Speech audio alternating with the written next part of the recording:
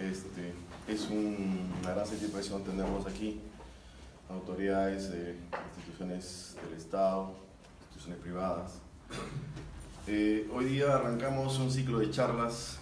En realidad lo que queremos que sea es un conversatorio, de repente para luego hacer sinergias de proyectos, sinergias de actividades, organizar también eventos que nos permitan discutir temas muy importantes para trabajar en lo que todos estamos preocupados en la prevención. Obviamente la prevención implica educación y creo yo también que es muy importante identificar claramente los problemas para poder resolverlos. De otra manera es muy difícil. Hoy día tenemos la presencia de un gran amigo, un excelente profesional, el doctor Rogelio Altés. Él es asesor de Ceresis. Él ha participado en el 12º Simposio Internacional de Gestión de Riesgos y Desastres organizado por el Colegio de Ingenieros del Perú y auspiciado también por Ceresis. Él fue uno de los que presidió una mesa temática en ese simposio. Él es asesor de Ceresis, como repito, estamos estructurando una serie de proyectos que vamos a tratar de desarrollar y nos gustaría también que instituciones como ustedes puedan involucrarse en estos proyectos que queremos desarrollar. Voy a leer un poco la trascendencia o el background del doctor Andrés, el doctor Rogelio Altés.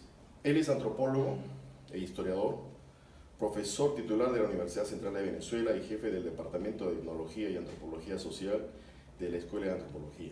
Doctor cum laude en Historia por la Universidad de Sevilla, miembro y fundador de varias redes internacionales de investigación sobre vulnerabilidad y desastres. Ha sido profesor invitado y disfrutado de estancias de investigación en España, México, Francia, Italia, República Checa, Colombia y Chile. Obtuvo el Premio Nacional de Historia en Venezuela en el 2011, el Premio del Libro Universitario en el 2008, el Premio Extraordinario de Doctorado en la Universidad de Sevilla en el 2014 y el Premio Nuestra América en el 2015, que otorgan la Universidad de Sevilla. Autor de más de una docena de libros sobre desastres y procesos de vulnerabilidad y de diversas publicaciones científicas en revistas académicas. Bueno, pues recibamos al doctor Altés con un aplauso y...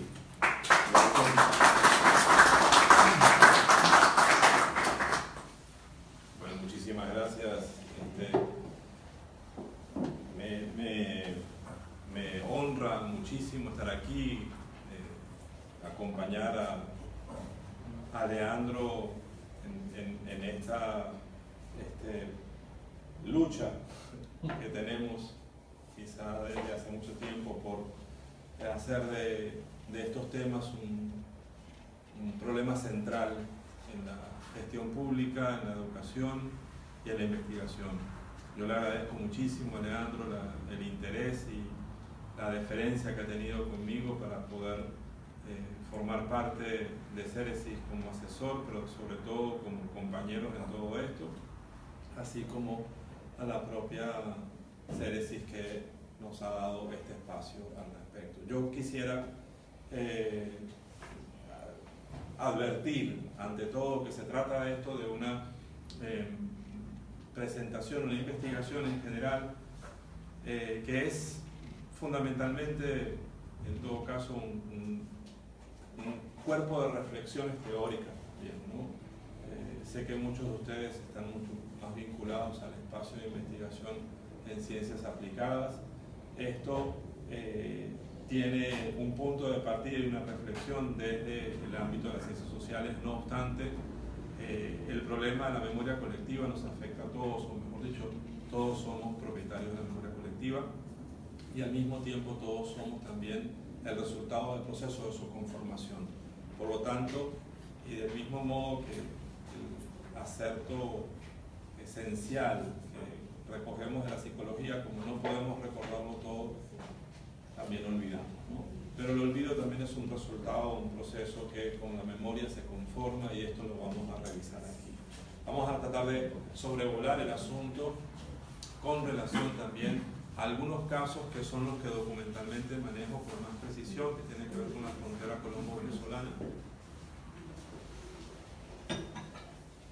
para poder tratar de advertir el problema que representa esa conformación de la memoria colectiva a partir de procesos nacionales, es decir, a partir del surgimiento de las repúblicas, ¿no?, del siglo XIX para acá, y cómo se intervinieron algunos procesos de conformación de memoria en regiones que hoy están separadas por fronteras nacionales.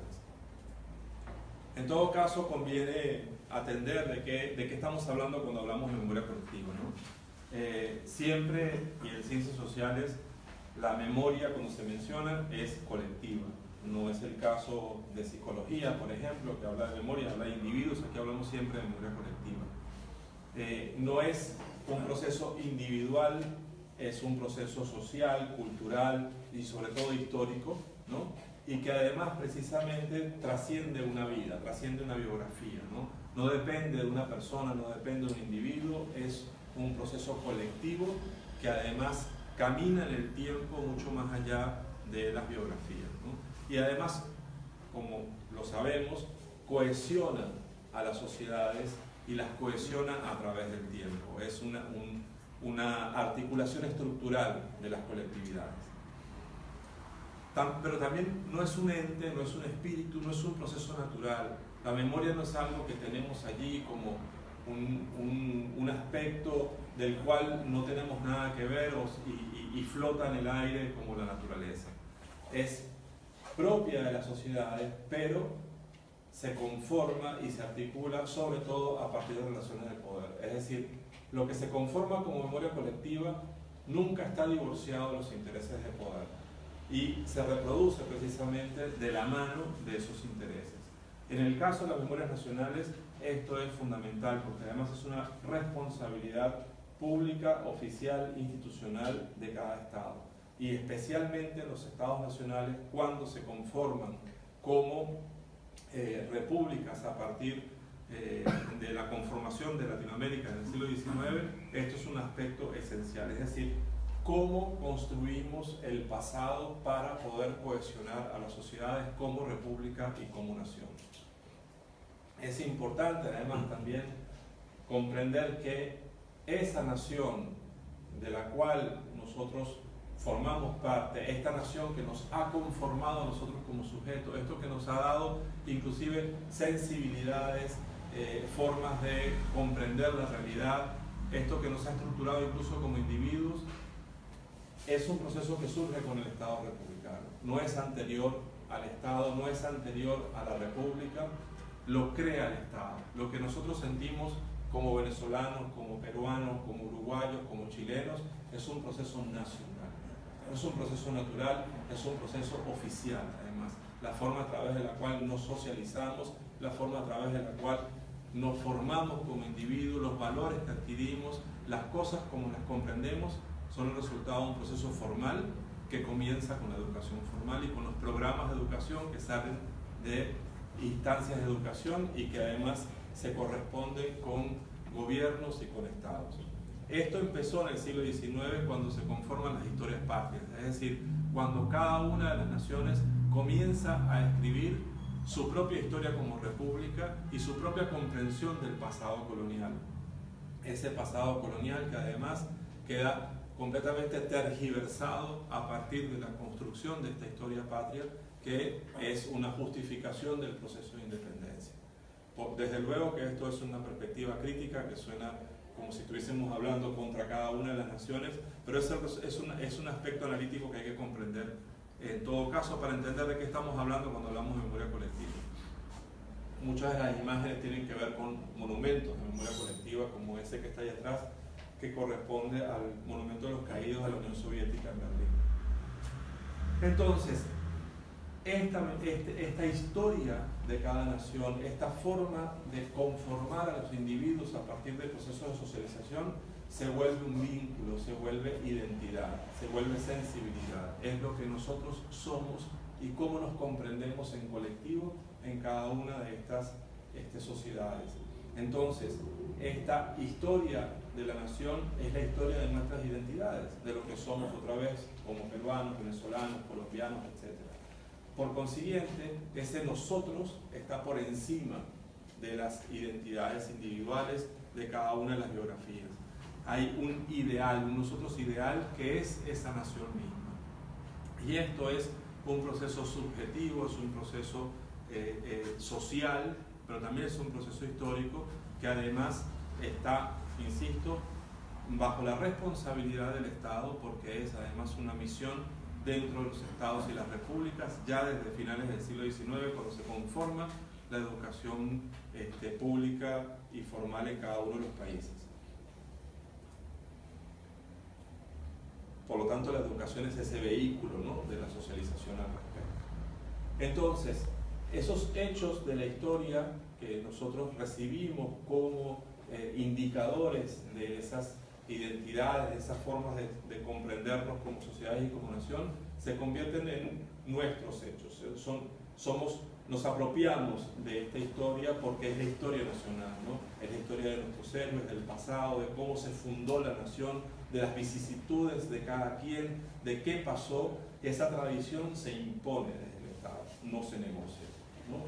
Nosotros bebemos de esto desde que nos conformamos y a partir de esto generamos una interpretación única del pasado, ¿no? Es tal como lo interpretamos desde este proceso de educación y se convierte al mismo tiempo en una ideología nacional, ¿no?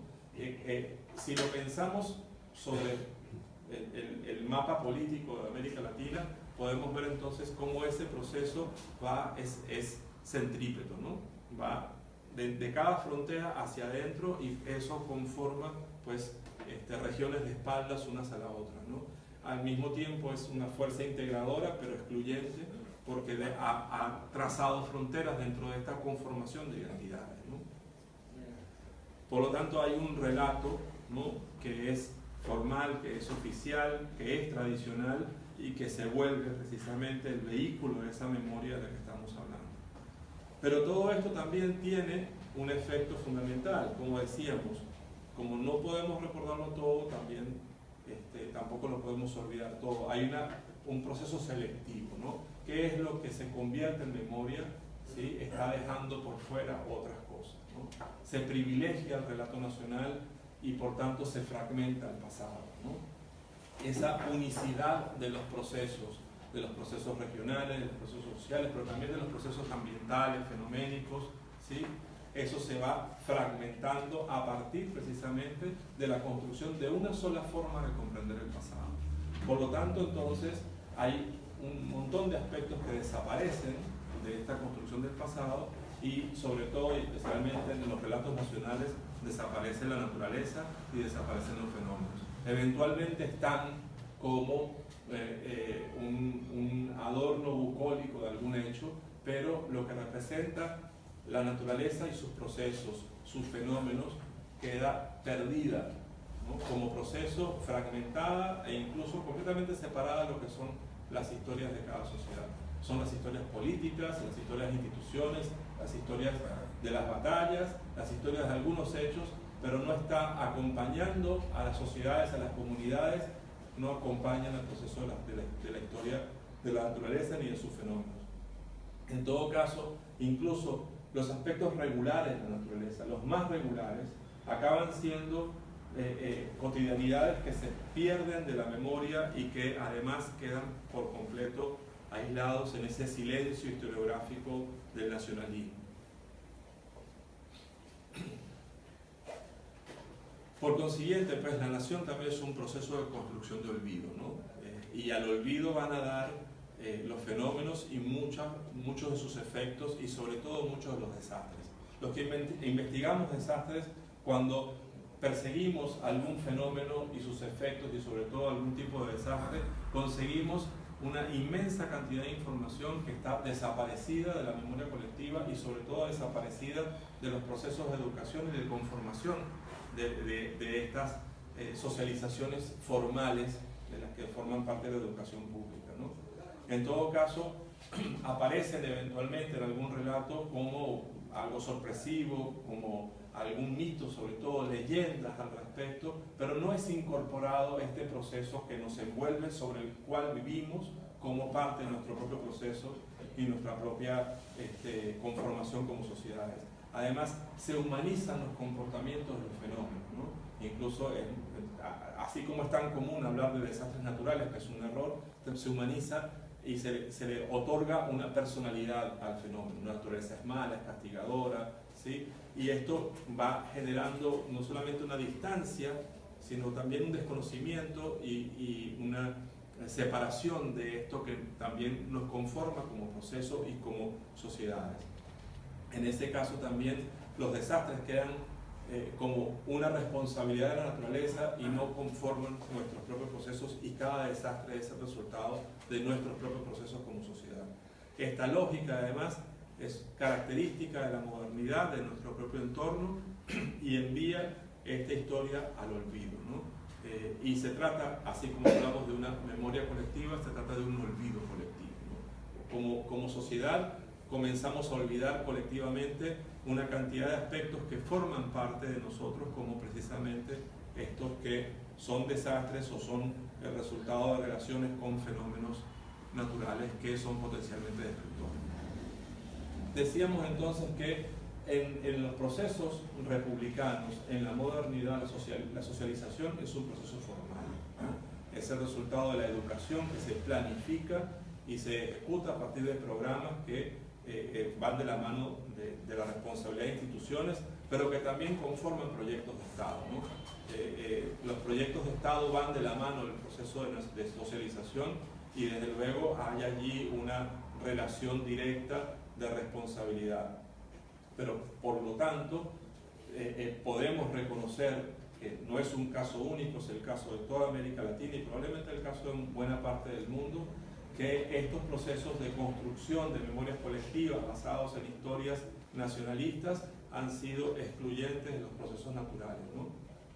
Y por lo tanto, en este caso específico que vamos a ver, el proceso que se ha conformado en torno a estas fronteras acaba partiendo la forma de comprender esa región e incluso comunidades que hicieron vida más allá de esta frontera durante más siglos de los que tenemos como historia nacional.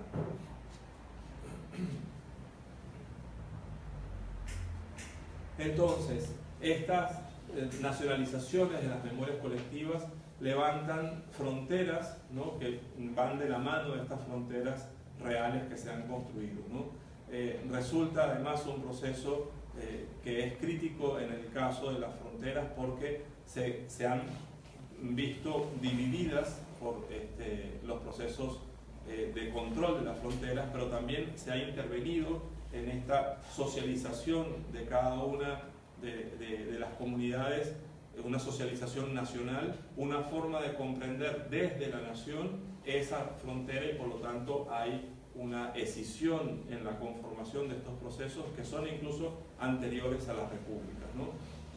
Esos referentes que se pudieron haber construido durante 3 siglos de colonia, hoy se han perdido e incluso se han confundido con mitologías nacionalistas.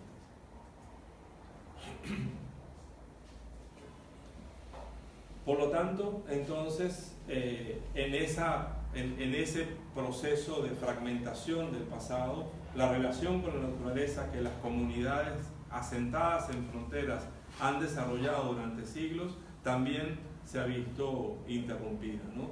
Incluso podemos pensar que relaciones de parentesco, de asociación, intercambio, circulación, circuitos pastoriles que hicieron vida en torno a estas fronteras, hoy se encuentran divididas, y con ello también su forma de comprenderse como región, ¿no? Esto en algunos casos ha sido partido en 2, en otros ha sido partido en más, dependiendo de la complejidad de la frontera. Y los desastres que han tenido lugar en esas regiones también han sido fragmentados. Un ejemplo de cómo pudiésemos comprender a los fenómenos naturales más allá de las fronteras está, por ejemplo, en este plano que observamos aquí, ¿no? Este mapa con relación al fenómeno del Niño nos presenta que efectivamente se trata de un fenómeno que va más allá de procesos nacionales, ¿sí? Si pudiésemos comprenderlo así, entenderíamos al fenómeno con muchísima más profundidad y pertinencia. Lo comprenderíamos analíticamente como tal como se manifiesta. Sin embargo, y les invito a que hagan una revisión bibliográfica y de investigación, van a conseguir en la mayoría de los casos estudios que son por naciones, ¿sí? Y que no alcanzan a ver el alcance, valga la redundancia, del fenómeno. En el mejor de los casos conseguimos estudios concentrados entre Perú, Chile y Ecuador, ¿sí? Pero les puedo asegurar que buena parte de los efectos del niño que se ven en todo este aspecto del hemisferio tienen incidencia en todos estos lugares, que falta, por ejemplo, investigaciones que puedan cruzar con toda esta data que tenemos acá para poder entender el fenómeno. Y cuando hablamos de esto, entonces, el problema fundamental está en que esa información se encuentra fragmentada dentro de cada país, ¿no? E incluso hasta del otro lado del Atlántico. Por lo tanto, pensamos en que estos desastres no pueden ser asociados con naciones, ¿no? Son parte de dinámicas naturales, fenoménicas, geodinámicas, ambientales, que van mucho más allá de las fronteras trazadas por las naciones, ¿no? Procesos continentales o globales, como el caso del Niño, ¿no? Tienen incluso un pasado que ha sido disperso en fuentes nacionales, en archivos regionales e incluso en estudios que están siendo atendidos solo por cada uno de los países. Lo mismo sucede con sismos, volcanes, ¿no? Lluvias, sequías, que dan cuenta de cómo el conocimiento sobre la naturaleza y su comportamiento ha sido fracturado por este proceso de nacionalización.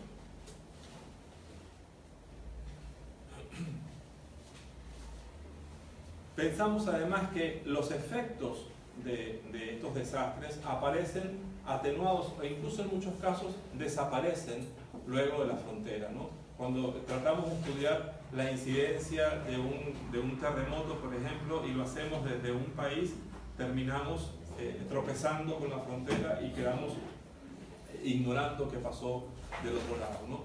Estamos hablando también de que el problema para poder captar esta información trasciende al desarrollo de un país, porque necesitamos recursos para poder movernos por todos lados y comprender esto de manera transversal, y para eso hace falta dinero y financiamiento, cosa que no depende de un investigador.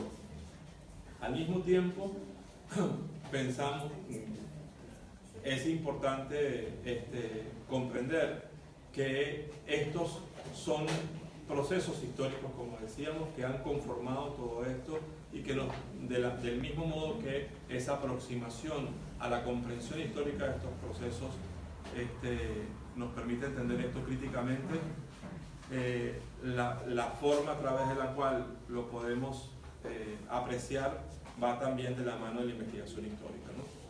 Entonces, todo esto que hemos visto tiene efectos sobre la vulnerabilidad y los riesgos, y para que tengan una idea al respecto, por ejemplo, este es un mapa de 1572 que indicaba las zonas donde había oro, aparentemente en el continente americano, ¿no? Esto es, en todo caso, es un atractivo, un derrotero para la fundación de pueblos, para la penetración continental y para el desarrollo del Imperio Español. Tras la búsqueda de oro, posteriormente se conformó la cadena de pueblos más expuesta a todo tipo de riesgos geológicos que podemos conocer en el mundo. Este es el resultado de un proceso histórico, no es el resultado de un proceso natural, ¿no? Por lo tanto, podemos comprender precisamente que esta conformación de poblaciones expuestas a riesgos geológicos es el resultado de un proceso histórico, y del mismo modo que lo podemos comprender así, tenemos que ir borrando las fronteras para poder entenderlo en su dimensión real, ¿no? Por ejemplo, y ya adentrándonos en los casos y los ejemplos que les quiero presentar, en el caso de Venezuela y Colombia, por ejemplo, aquí tenemos una imagen satelital de la NASA que nos muestra la región y apenas se ven las fronteras, pero así es como deberíamos comprender la relación con los fenómenos naturales para poder entender su alcance real. Sin embargo, sobre esto se plantan fronteras y precisamente fragmenta la comprensión al respecto. En el pasado esta fragmentación no tenía lugar. Esto es un mapa de 1808, un fragmento del mapa de 1808 del Nuevo Reino de Granada, en donde ninguna de las fronteras que vemos ahora existe, ¿no? Sin embargo, ahí está Venezuela. Si le montamos ahora esto, ya entendemos que procesos que tuvieron lugar en esta zona hoy están fragmentados, mitologizados, ¿sí? E incluso divididos en recursos documentales a los que no tenemos acceso si no viajamos de un lado a otro, ¿no? Por ejemplo, este es el mapa de amenaza sísmica de Colombia. Y este es el mapa de amenaza sísmica de Venezuela. Sería mucho mejor si lo pudiésemos comprender de esta manera, sobre todo especialmente para entender que buena parte de los terremotos no se paran frente a la frontera, ¿no? Sino que continúan y tienen incidencia más allá. Algunos ejemplos de los casos que les quiero presentar los podemos revisar, ¿no? Vamos a ver algunos sismos coloniales solo por encima, algunos casos de langostas también, por ejemplo, una plaga que hoy ha desaparecido, en algunos casos ha retornado, pero que también como fenómeno natural va mucho más allá de las regiones nacionales. O el caso de las sequías, el fenómeno más difícil de estudiar históricamente porque no tiene una fecha precisa, ¿no? Y es muy difícil conseguirlo. En el caso de un terremoto, de una lluvia, podemos conseguir la fecha y la documentación al respecto. Las sequías se pueden dispersar por años. Por ejemplo, este plano que indica algunas curvas de sismos para Venezuela, ¿sí? Aquí tenemos otras isocistas que, como ven, tienen incidencia a ambos lados de la frontera, que no es simplemente una advertencia elemental, sino que buena parte de estos trabajos que se hicieron en Venezuela les falta información del lado colombiano, ¿no? Y en buena medida la expresión de estas curvas de intensidades, que además son bastante antiguas, son de la década del 50, no están completas si no tenemos información de Colombia. Por ejemplo, les decía, el sismo de 1610, que fue un sismo muy importante en el lado venezolano, que causó, ahí les superpongo sobre el mapa, para que tengan una idea general, que causó un efecto muy importante en esta zona, en donde un cerro fue capaz de volar de un lado a otro y generar una laguna de obturación muy grande. Sin duda que también tuvo efectos de este lado, pero realmente no tenemos la menor idea, incluso la documentación está perdida, ¿no? Es más, la memoria sobre esto es una memoria venezolana, ¿acaso? Otro importante, para que también se den cuenta de incluso la tergiversación al respecto, es el sismo del 16 de enero de 1644, conocido como el sismo de Pamplona, ¿no?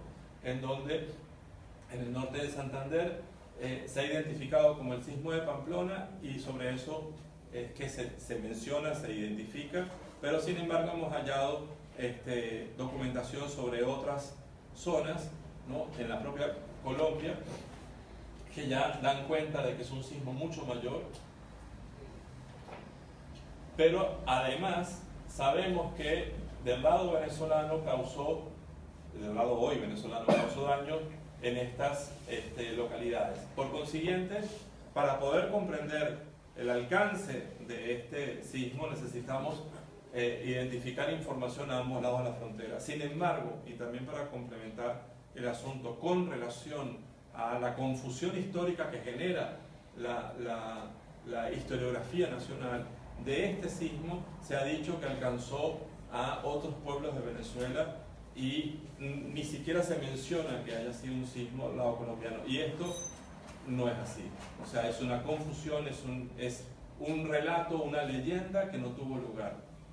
Lo que representa la investigación histórica en todo esto no solamente es poder desnudar estas confusiones, sino poder comprender esto más allá de los relatos nacionalistas, ¿no?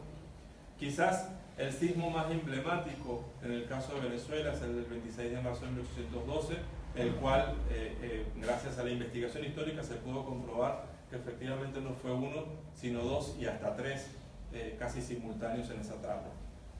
Del sismo de las 5 de la tarde, que es este que está aquí, tenemos esta información. Sin embargo, de esta zona se sabe muy poco y falta también incorporar la investigación documental para poder dar cuenta de lo que seguramente hubo daño. Sabemos que fue sentido, pero seguramente hay efectos en ese lugar.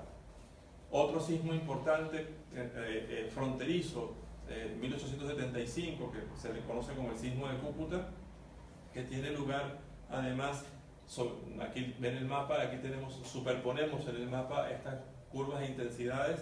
Estas curvas de intensidades son tomadas a partir de una investigación general, pero dense cuenta que se trata de un sismo que no se detiene en la frontera, ¿no? Por consiguiente, se justifica mucho más la comprensión del problema, de cómo la memoria nacional fractura precisamente el conocimiento del comportamiento de la naturaleza para estas regiones.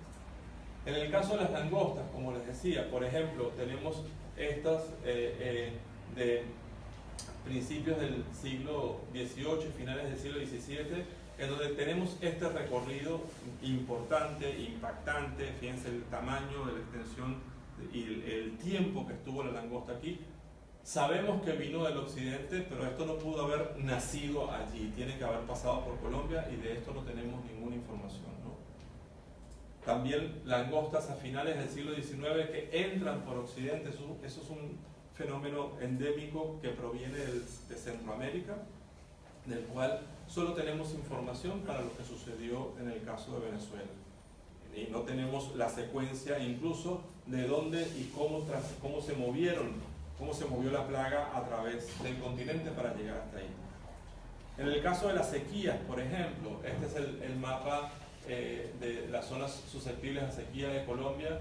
Este es el mapa de climas secos de Venezuela.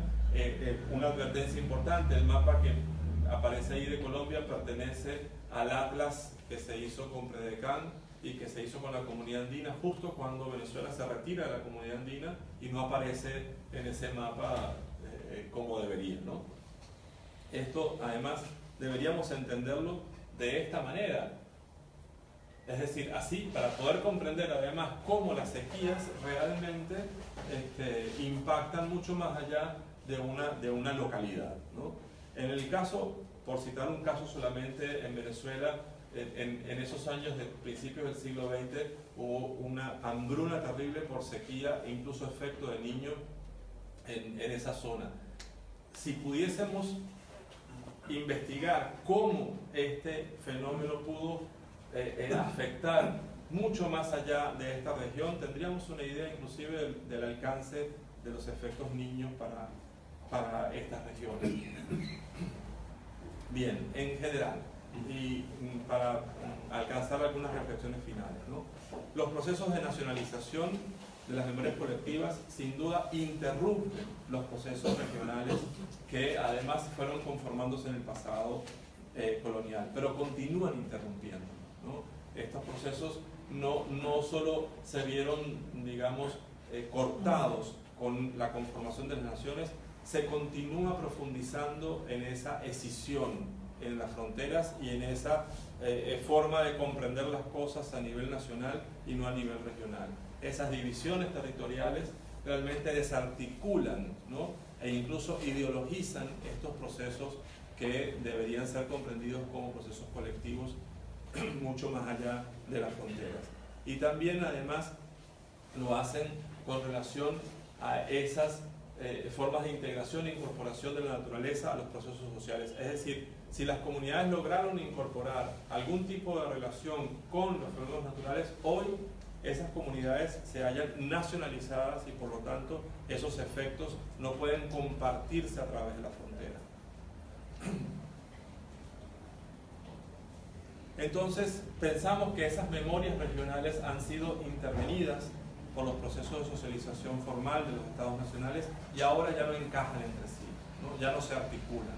Es más, se oponen como en naciones diferentes y como sociedades que se oponen por ser naciones enfrentadas, ¿no? Y además esto impide que se complementen simbólicamente, que es lo que debería suceder como comunidad.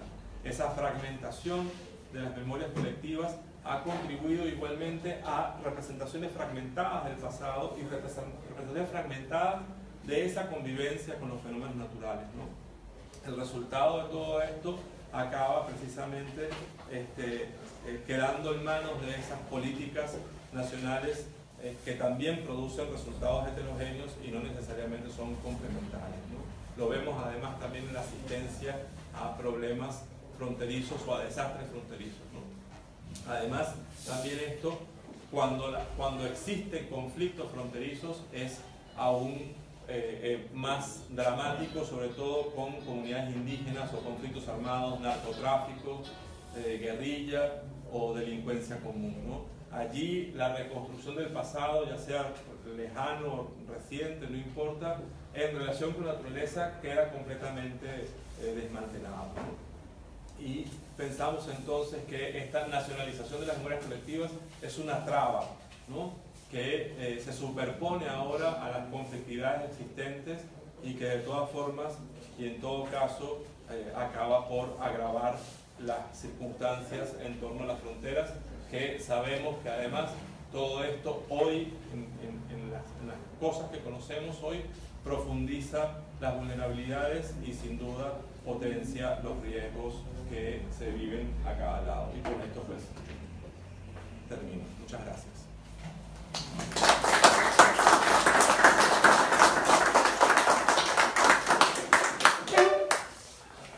¿Algunas preguntas? ¿Comentarios? Bueno, muchas gracias. Digamos, el mensaje está claro, es decir, si compartiésemos más la información, lograríamos mejores resultados en el tema de investigación. Hay esfuerzos digamos, comunitarios. En Latinoamérica creo que son incipientes y no han tenido buenos resultados.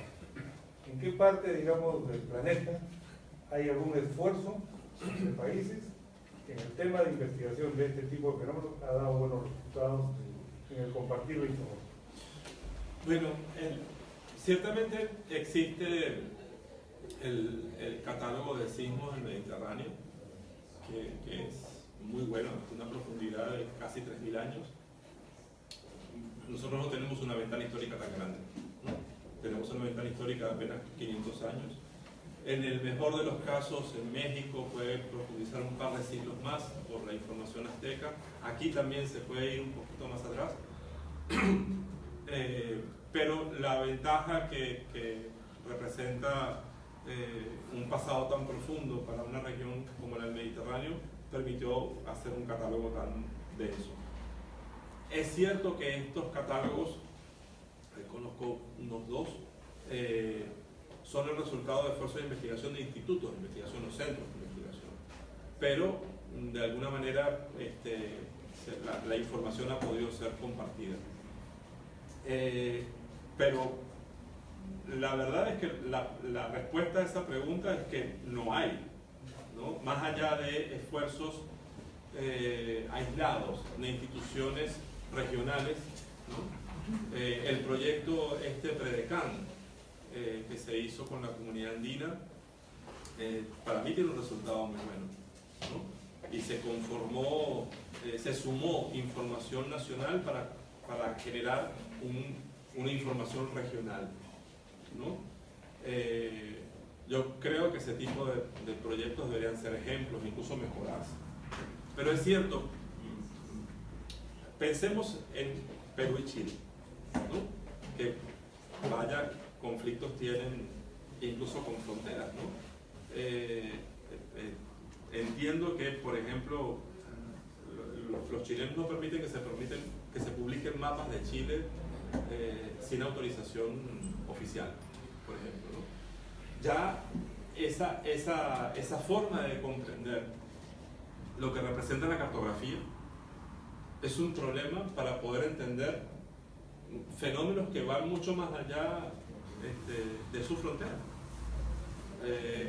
Hace unos años este volcán que entró en erupción y generó una nube tan grande, pues las formas de atender el problema entre Argentina y Chile fueron completamente diferentes, ¿no? Como si lo viésemos ahora también entre Ecuador y Colombia, por ejemplo, ¿no? Y si hay un sismo que alcance a ambos lados de la frontera, seguramente unidades de emergencia son nacionales para cada lado y cada comunidad va a tener una atención diferente. Si pensamos en eso, por ejemplo, sería interesantísimo tener unidades de atención binacional, ¿no? Pero yo creo que el primer paso es comprender que la naturaleza es anterior y está por encima de las naciones. Y eso quizá es una responsabilidad que trasciende a los estados. La cuestión es que los estados lo entiendan, ¿no? Está por ahí. En relación a lo que ha mencionado, nosotros tuvimos una experiencia en relación a la construcción del catálogo sísmico de Sudamérica, de América del Sur. En ese catálogo fue un proyecto, y por los estatutos que tiene el Centro Regional de Sismología para América del Sur, cada país debía enviar su información, ¿correcto? Entonces, cada país enviaba su catálogo al Centro Regional para que el Centro Regional analice ese catálogo. Lo interesante era, por ejemplo, el catálogo ecuatoriano tenía sismos hasta Piura, ¿no? Evidentemente, pues no podían decir que esos sismos no iban a detectarlo su red. El catálogo peruano tenía gran parte de Ecuador, sus sismos, ¿no? Igualmente, Chile tenía casi hasta más allá de Arequipa. Y Perú tenía hasta Iquique, casi, si me decía Chile, igual con la frontera con Bolivia, etc., ¿no? Entonces, ¿qué hacer ante esas circunstancias, ¿no? Había que, en principio, conversar entre los países para poder ver de esa sismicidad que se encontraba en Perú, por ejemplo, de Ecuador, cuál era, qué datos se tenía que quedar, ¿no es cierto? Había que analizar desde un punto de vista técnico, pero también desde un punto de vista histórico, porque había una narración completa que habían los ecuatorianos y una narración completa de lo que hacía Perú, ¿no es cierto? Fue un trabajo interesante porque al final se tuvo que tener un catálogo por cada país, y el catálogo por cada país tuvo que colocarse a la frontera, para que decir, estos sismos son peruanos y estos sismos son ecuatorianos, por ejemplo. Y en todo caso, si es que no se llegaba a un acuerdo de cuáles eran los datos paramétricos más adecuados, se dejaban los dos datos, porque también entraban las agencias mundiales, ¿no es cierto? Entonces, probablemente fue la única experiencia en el mundo que se logró un catálogo unificado, considerando esa información. Y eso se ha actualizado hasta el año 91, con una tecnología muy pobre, donde se enviaba datos por disquetes, etc. Entonces la idea lógica era, por inducción, si yo tengo una tecnología que me permite ya manejar esto, de manera era muy fácil en el futuro poder conversar, etc. Y sin embargo no se pudo. La política que cada país genera frente a ello es diferente. Perú tiene una política frente a sus datos, Chile igual. En estos momentos Bolivia solicita información de estaciones que tiene Perú para poder manejar su información. Entonces, seguimos con ello, ¿no? Y evidentemente la sismicidad que Bolivia tiene, por ejemplo, no puede determinar la comprensión porque le falta información. Claro. Es que puedo poner el caso de Venezuela, ¿no? En los años que trabajé en Funvisis, en la década del 90, a la Fundación Venezolana de Investigaciones Sismológicas, se consideraba la información estratégica. Era un país petrolero. Entonces todo lo que tenía que ver con información sismológica es también información geológica.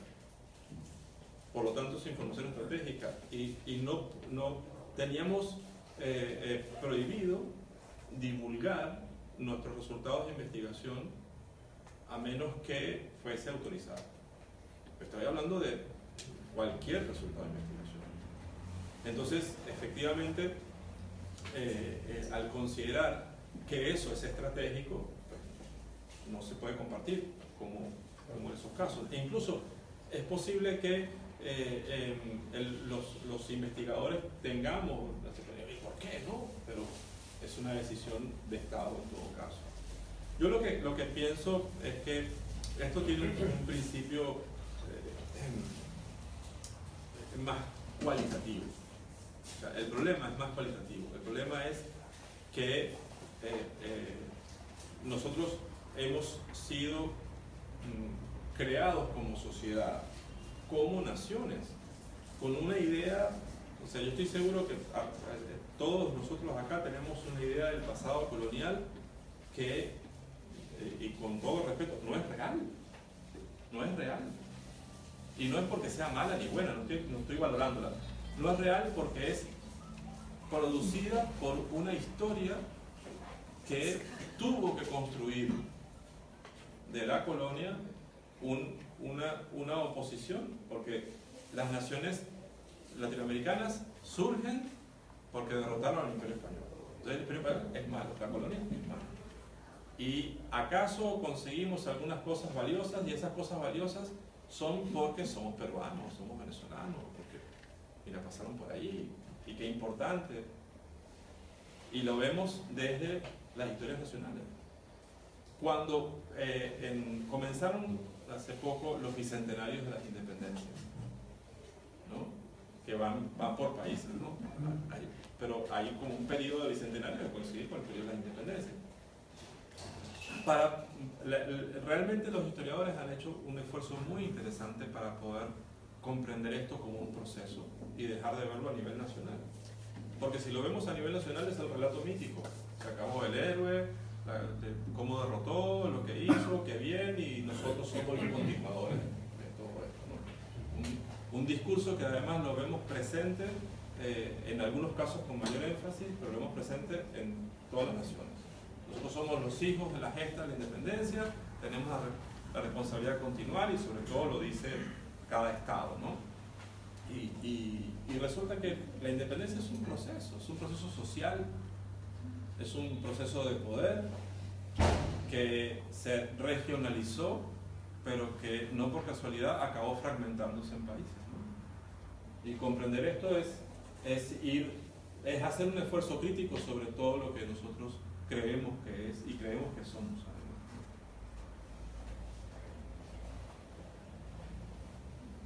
¿Algún comentario, otra pregunta? Sí. Mi formación de economista y sociólogo, la pregunta es desde el punto de vista de investigación y desarrollo de la perspectiva que bien ha planteado desde el punto de vista de gestión, desde el punto de vista de la educación, desde el punto de vista de la investigación.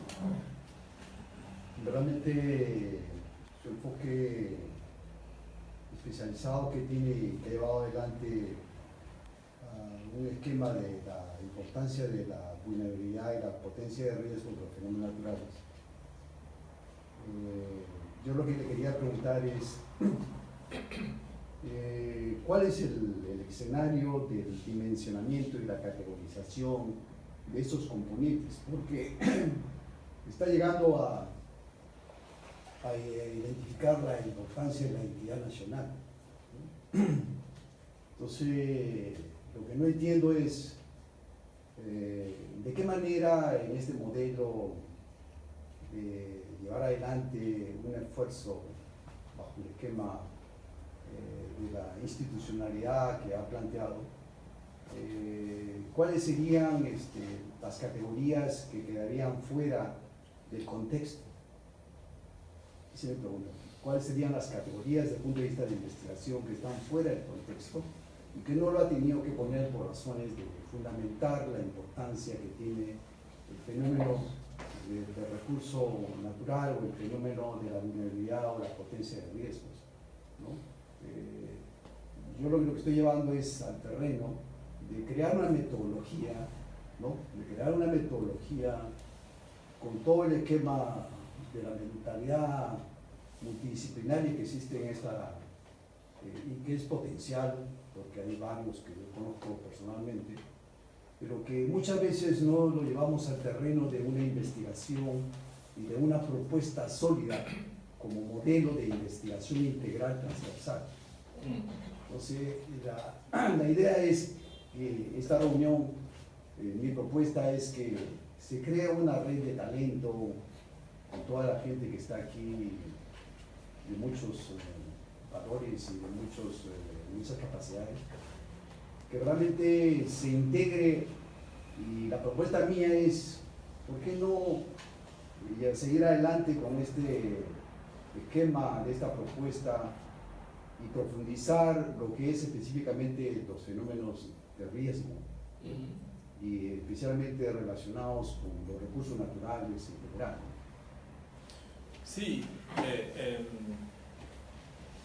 nosotros, y digo nosotros en Latinoamérica en particular, ganamos un discurso crítico sobre riesgo ya desde la década de los 90, ¿no? Latinoamérica conformó un grupo multidisciplinario que se llama la Red de Estudios sobre Desastres en América Latina, muy temprano, en 1992 creo, si mal no recuerdo. Y este grupo que tiene geógrafos, historiadores, antropólogos, economistas, abogados, produjo un discurso que realmente es el responsable de transformar el discurso a nivel mundial sobre riesgo, ¿no? De hecho, la propuesta de los desastres no son naturales proviene de ahí. Y ese esfuerzo que se hace en los 90 y que para mí es realmente transformador en todo esto, ha tenido dos vías, ¿no? Por un lado, la vía académica, en la cual hemos logrado asentar en las universidades, en algunas universidades, por esfuerzo propio, no siempre porque las universidades, facultades, decanatos, departamentos, etcétera, entienden directamente qué diablos estamos haciendo nosotros cuando estudiamos estas cosas, ¿no? Sino porque ha sido un esfuerzo más personal, o sea, bueno, crear una asignatura, dirigir una tesis, entregar un tema, y por ese lado a nivel académico este ámbito de conocimiento ha tenido su espacio. El otro yo pienso que ha sido más exitoso para algunos, pero yo lo critico más, es que ha venido por el lado de la consultoría a instituciones, ¿no? Entonces, la consultoría da mucho dinero, ¿no? Para mucha gente, los académicos siempre somos pobres, ¿no? O sea, es diferente. Pero los consultores, pues, contratan con instituciones supranacionales o con estados, inclusive. Y es verdad que este discurso ha bajado a muchas instituciones y se ha ganado una forma de comprender al riesgo, a la vulnerabilidad, a la amenaza más transversal, más transdisciplinaria.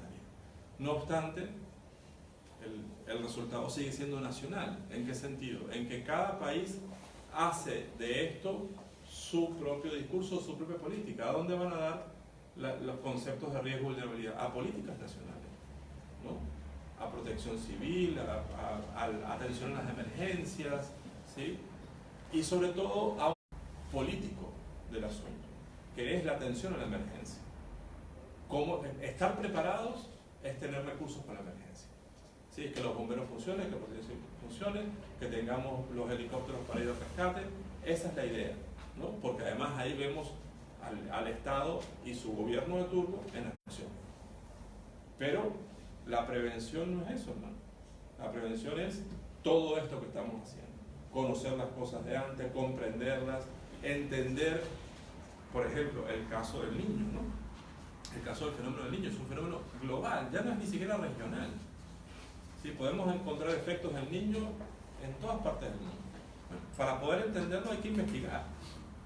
Entonces no solamente hay que saber cuántos grados se calienta el océano Pacífico, no, hay que ver, mira, esto tuvo sequías en tal lado, lluvias aquí, anomalías climáticas más acá. Entonces, cuando podemos entender esto y podemos generarle parámetros para entender sus regularidades, ahí tendríamos una idea más clara de qué tienen que hacer Protección Civil y los bomberos realmente, ¿no? Y en el caso de los sismos, 3/4 lo mismo, ¿no? O en el caso de las lluvias, ¿no? Por consiguiente, el problema en este caso, cuando hablamos de fenómenos que son de alcance más regional, el asunto está en cómo este discurso deja de ser una herramienta política para pasar a ser una herramienta realmente transversal. Y esa es una responsabilidad que tenemos los investigadores, ¿no? Por eso hablaba de la lucha, ¿no? Que tenemos aquí desde hace tantos años y que estamos tratando de que todo esto pueda ser comprendido en su justa dimensión, ¿no? Y no en una dimensión más pequeña o fragmentada, ¿no?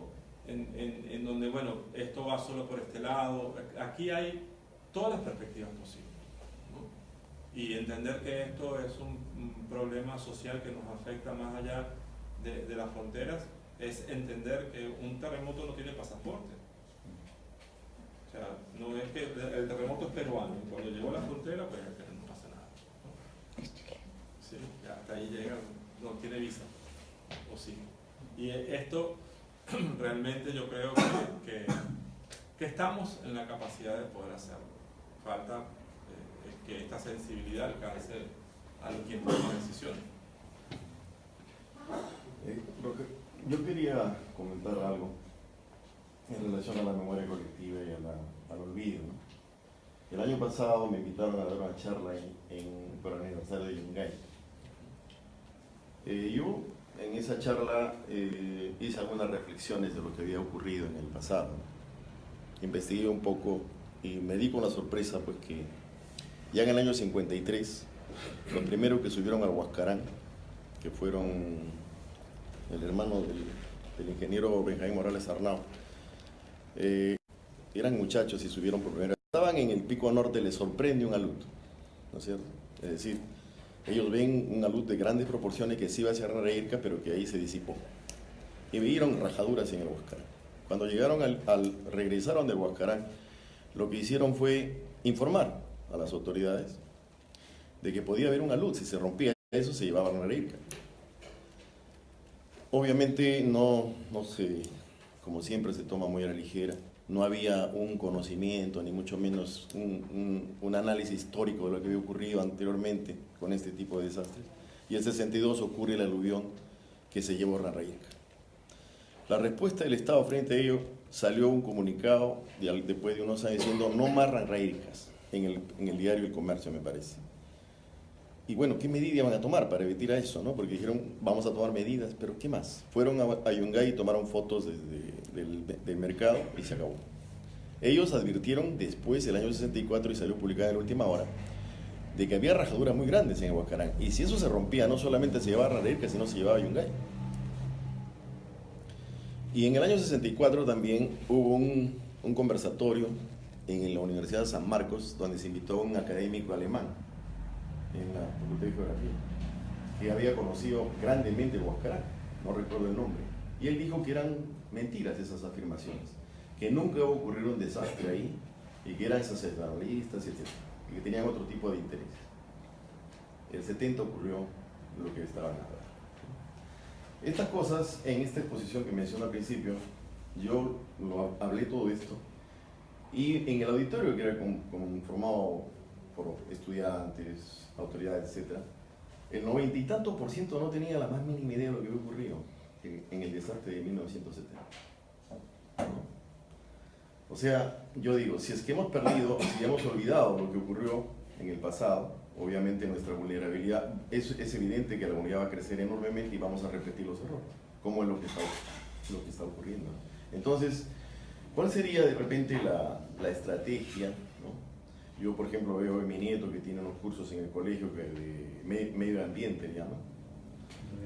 Sin embargo, pues no hablan de nada sobre los fenómenos naturales que tiene Lima, por ejemplo, un poco la historia de lo que sucedió.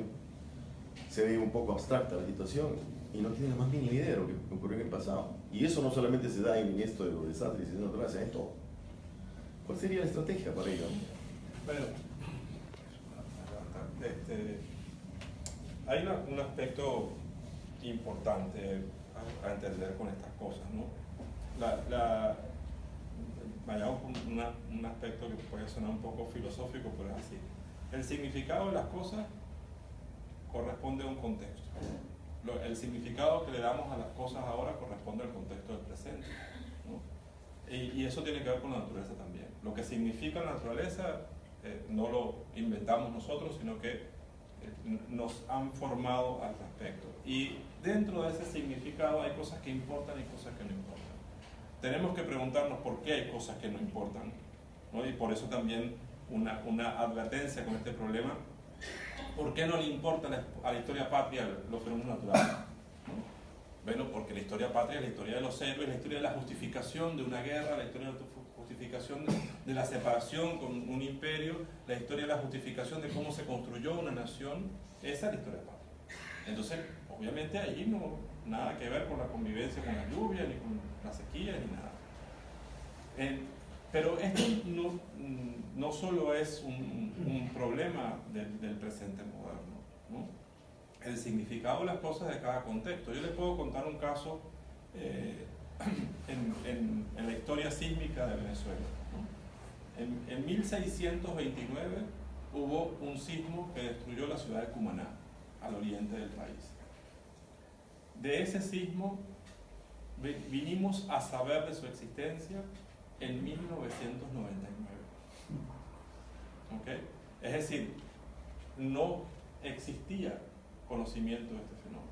Entonces, dimos con esto, gracias a la investigación documental, pues nos tropezamos con la referencia, y la referencia que nos tropezamos es de unos 3 años después.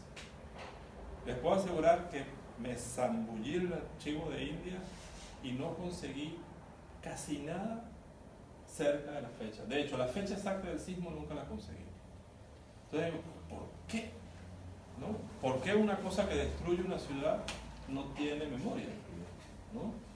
Entonces, en ese momento era mucho más importante el ataque de los piratas ingleses, de los holandeses, la sal de Araya, que fue una sal importante para la colonia, y nada más. Entonces, hay muchísima información de un ataque de piratas ingleses que iba a suceder y no sucedió. Pero hay impresos, ¿sí?, al respecto. Estamos hablando del principio del siglo XVII con impresos, ¿no? Documentación, detalle, y fue esto para acá, y fue esto para allá, y los holandeses, y la sal. Y el sismo pasa, destruye la ciudad, y la documentación que se empieza a escribir sobre esto es 3 años después. Por lo tanto, el significado de una destrucción en ese momento fue enormemente menor a una amenaza que consideraron mayor, que era el ataque de piratas, ¿no? Entonces, el punto está en cómo le damos significado a las cosas, de dónde sale ese significado, cómo se construye, qué valor tiene y realmente cómo podemos comprenderlo y actuar al respecto. En este caso, la identificación de una amenaza, no pensemos, los sismos son fenómenos de baja frecuencia. Las lluvias ocurren todos los años, son por temporada, ¿sí? Yo me imagino que aquí deben tener problemas con las lluvias, como lo tienen todos los países andinos, ¿sí? Entonces, todos los años pongo la mano al fuego y no me quemo, debe haber, y entonces o se inundó tal cosa, o hubo un deslizamiento y se murieron no sé cuántos, se destruyó tanta casa. Es como si las lluvias nos sorprenden todos los años, ¿no? Y resulta que es un fenómeno con el que convivimos, ¿no? Y el cual no está incorporado a este significado de las cosas, sino después de que pasa, ¿no? Peor aún con los terremotos que tienen baja frecuencia. Entonces, yo creo que significa mucho más para estas sociedades las historias políticas, las historias de los héroes, las historias de las instituciones, las historias que vemos en los titulares todos los días, las historias que además atraviesan los programas de educación desde primaria a secundaria. Es más, estoy seguro que en todas las universidades de este país, como en casi todas las que debe haber en toda la región de la mayor amenaza sísmica, habría que conseguir materias como historia de los terremotos. Los retos y seguramente no hay, ¿sí? Y que sea historia de los terremotos en el Perú, historia de los terremotos en Sudamérica, y que sea una materia. Seguramente estamos hablando de la universidad y no la conseguimos, y debería ser una materia que esté presente de primaria en adelante.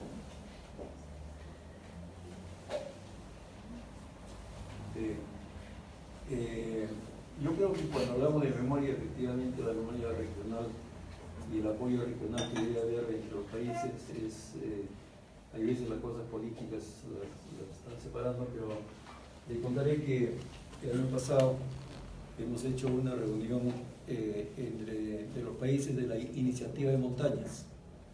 Los países de la Iniciativa de Montañas son los países de los Andes que se preocupan sobre lo que pasa en las montañas, desde el punto de vista de desastres, desde el punto de vista de ecología, desde el punto de vista de glaciares.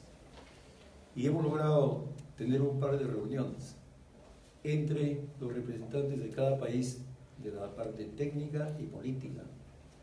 Y nos hemos reunido una vez en Huaraz y otra vez en Lima hace poco, y Huaraz el año pasado, donde hemos tenido realmente una reunión muy amplia, muy franca, donde cada país ha expuesto lo que ellos tienen y lo ha puesto a disposición.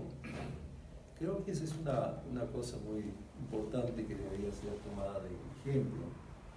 Ahí efectivamente no hay fronteras, ¿no? Los desastres y los fenómenos no tienen fronteras, y ese es un camino importante que debe aprovecharse. Pero yendo a la parte más pequeña, nosotros provenimos de la ciudad de Huaraz, donde existe el peligro y el riesgo más grande del país, y eso lo tenemos hace más de 10 años, está ahí y va a suceder en cualquier momento. Nuestra ciudad fue destruida en el año 41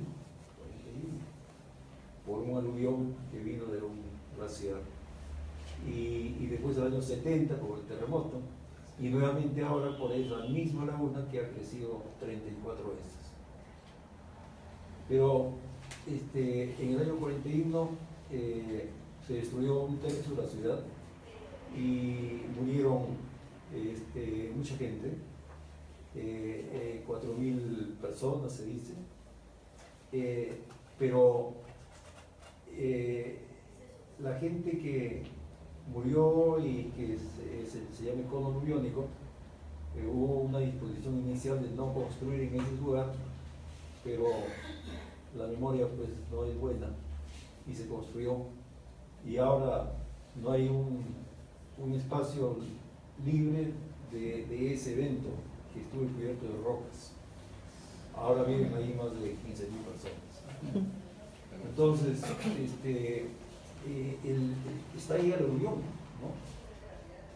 Y oficialmente, de tanto en tanto, las autoridades hablan del asunto, pero lo lastimoso es de que los pobladores no dicen nada.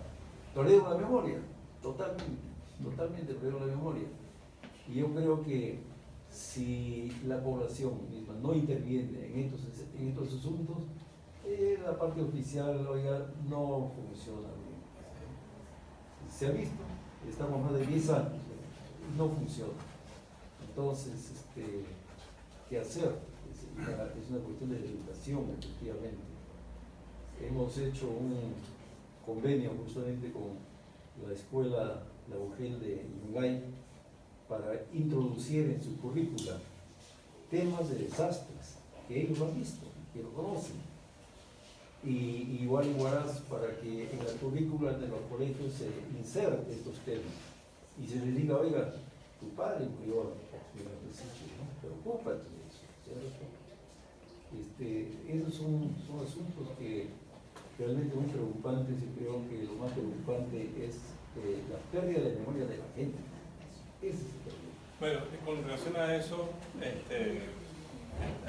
ha introducido usted la variable más complicada, ¿no? Que son las comunidades. Porque nosotros lo vemos de arriba, el Estado, las instituciones, la investigación, pero el problema con las comunidades es el más difícil, que además, del mismo modo que hemos sido nacionalizados en el proceso de socialización, como nos han educado, también las comunidades son el resultado de cómo se construyó una relación política con ellos, porque en el proceso republicano la gente vota y vota porque alguien se ofrece como candidato o un partido, y ese tipo de relaciones va construyendo una forma de vincularse con el poder. Y por lo general, en América Latina, salvo excepciones que habría que buscarlas y a ver si se consiguen, esas relaciones son clientelares, ¿no? Por consiguiente, las comunidades aprenden que el Estado debe darles algo, debe asistirlos de alguna forma, y esa forma de asistencia siempre acaba siendo una dádiva, y no ni educación, ni construir esfuerzo propio. Le pongo por caso, obviamente el caso conozco mejor de Venezuela, le pongo por caso en 1999 un desastre muy importante, un conjunto de aludes torrenciales destruyeron una región entera, ¿no? Estaba iniciando el gobierno de Chávez, ¿no? Con la bandera de que iba a ser algo diferente a lo que se hizo antes. El gobierno de Chávez, como ya todos ustedes lo saben, se apoyó en el populismo y en el clientelismo peor que los anteriores, ¿no?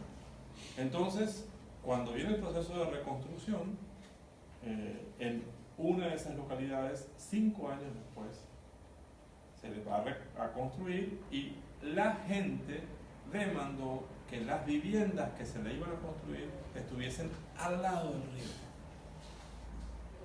Entonces, claro, no le voy a decir que la propuesta del gobierno era ponerlo lejísimo, era ponerlo un poco más allá, pero la gente dijo, no, aquí, pero mire que aquí no. Y bueno, por supuesto, además, o sea, un gobierno populista, o sea, claro que sí, cómo no, aquí tienen las viviendas, ¿no?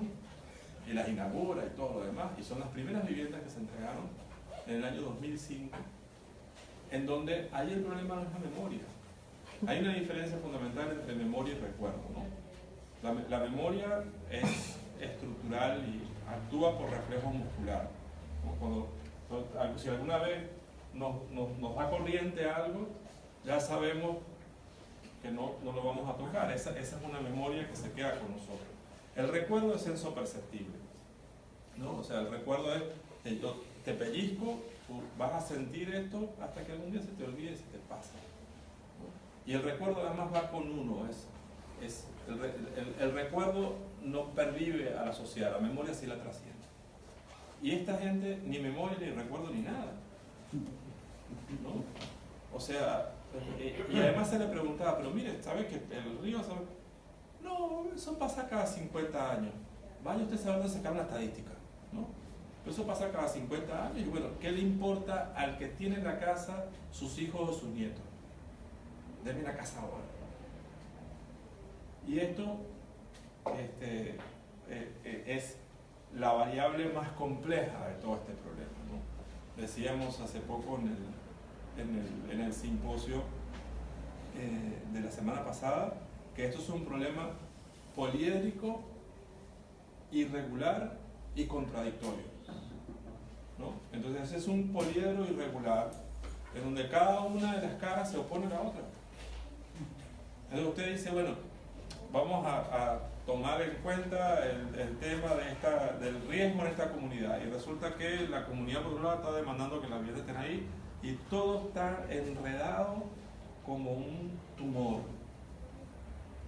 Y desenredar eso es un problema. Claro,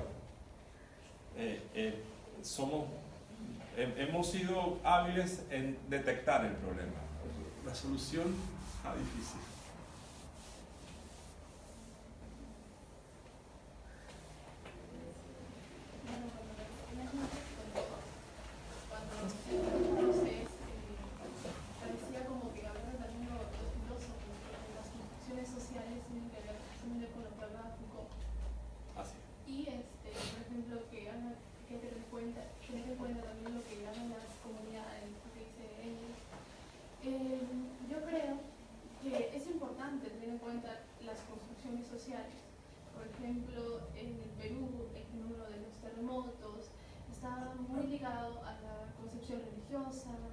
Es más, el Señor de los Milagros está considerado también como el Señor de los temblores. Y asimismo, en la religión, muchas veces, por ejemplo, si hay un sismo en las comunidades andinas, van hacia las iglesias, pero no consideran tal vez que la estructura de la iglesia está mal por la antigüedad. Entonces, creo que es importante que las ciencias sociales trabajen como las otras ramas de las ciencias.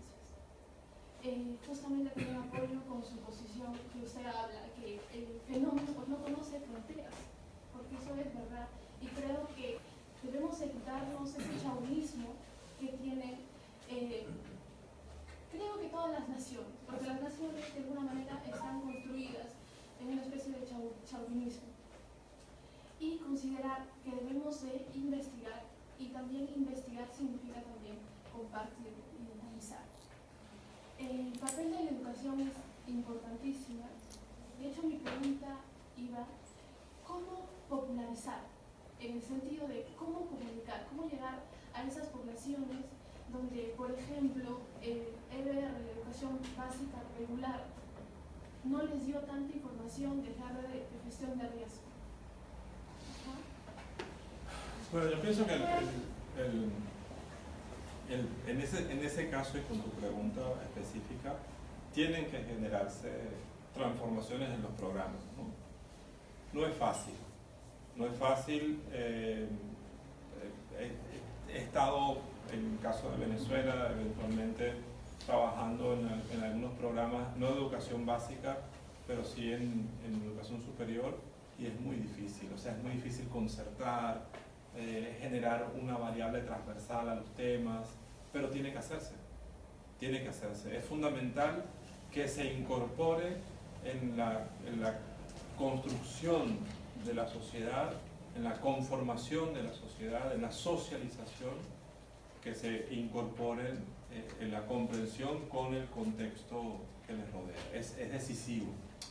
Es más, cuando hablamos de socialización, si ves un término más científico-social, es la educación formal. La educación formal es lo que socializa. O sea, la historia de la humanidad es la historia de sociedades. Y cada una de las sociedades ha creado a esos individuos, les ha transmitido información de alguna manera, ¿no? Y les ha enseñado lo que esa sociedad cree sobre sí misma y sobre lo que le rodea. En la vida moderna, esa es una responsabilidad pública, es responsabilidad del Estado. Por lo tanto, la educación es la socialización en la modernidad. Y allí hay una responsabilidad que tiene que ir mucho más allá de esa segmentación del conocimiento histórico con arreglo a fines, ¿no? Siempre es la historia de cómo somos los hijos de los héroes o los hijos de este proceso que va a dar en el Estado, ¿no? Y nosotros estamos aplaudiendo todo esto.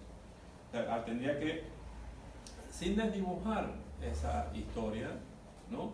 Pero tendría que incorporarse a otros aspectos que conforman el proceso. El proceso es uno solo, no es solo humano, ¿sí? O es natural, ¿sí? O es político, es uno solo.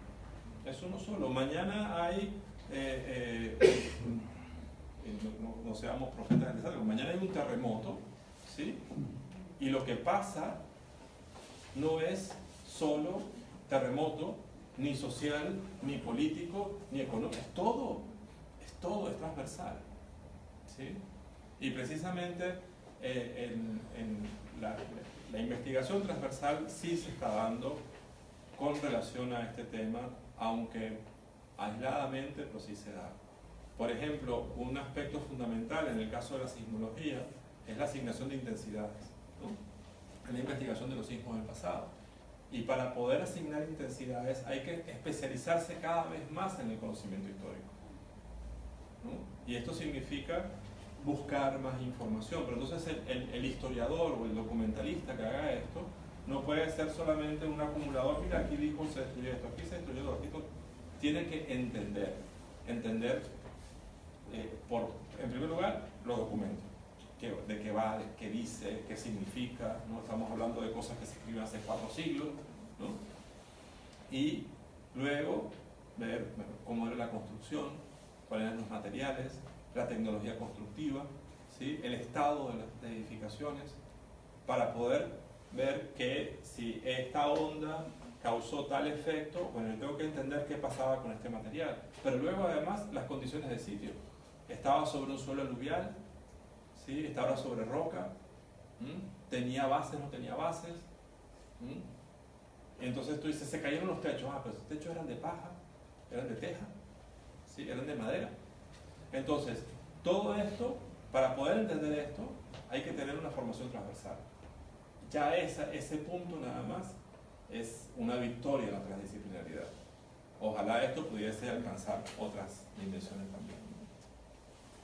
Sí, quisiera, no sé si es una pregunta o en todo caso compartir una inquietud a partir de su discusión. Señalar la pertinencia, y agradezco muchísimo y felicito a la organización por esta charla, de unir esos discursos técnicos, los discursos científicos, con los discursos de estas otras ciencias, que son las ciencias sociales, que es un poco el enfoque que le da a usted, ¿no? Rescatar los aportes que un corpus de ciencias le pueden dar al otro para visibilizar una serie de dimensiones que normalmente en el día a día, por estar un poco trabajando solamente con la cosa técnica, nos olvidamos del valor importante que nos pueden aportar las ciencias sociales en este caso, ¿no? Ese es uno.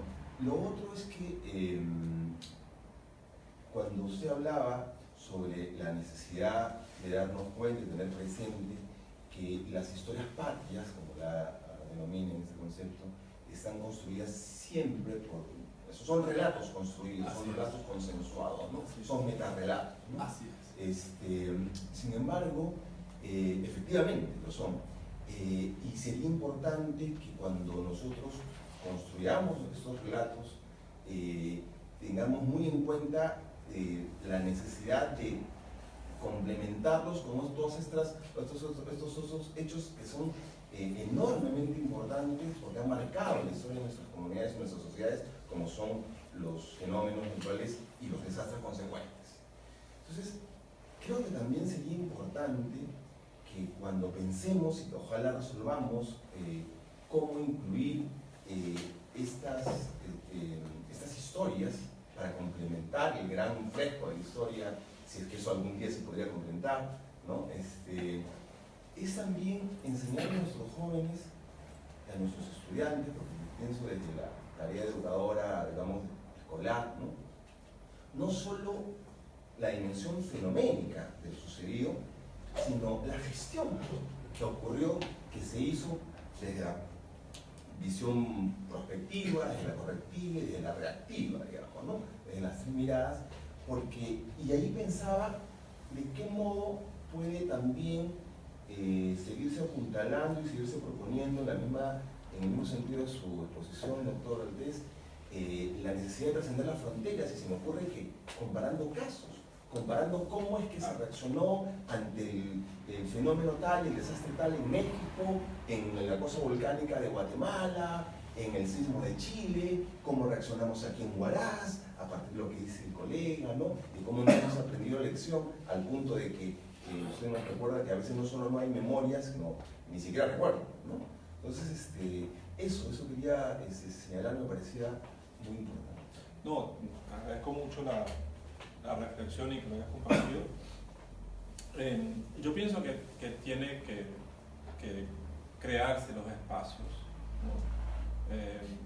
Y, por ejemplo, en mi caso, que soy profesor de la Escuela de Antropología, yo digo que tengo ya más de 20 años trabajando con el tema, ¿no? Pero logré, y digo logré, crear una asignatura, se llama Antropología de los Desastres.